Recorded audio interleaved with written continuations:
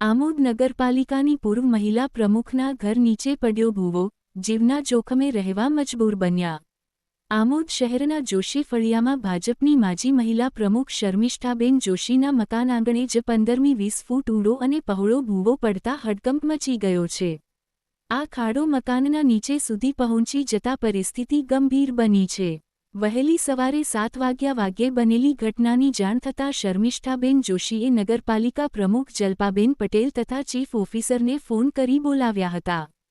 તેઓ સ્થળ પર પહોંચ્યા હોવા છતાં નગરપાલિકાએ નિષ્ણાતો પાસેથી કામગીરી કરાવવાની બદલે સફાઈ કામદાર અને ગટર સાફ કરાવતા કર્મચારીને કામે લગાડ્યા હતા, જેને લઈ જોશીબેન મીડિયા સમક્ષ નારાજગી વ્યક્ત કરી.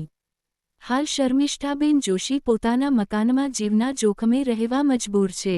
સ્થાનિક નાગરિકોનો સવાલ છે કે જો માજી પ્રમુખ સાથે જ આવું વર્તન થાય તો પછી સામાન્ય નાગરિકો માટે નગરપાલિકાથી શું આશા રાખવી?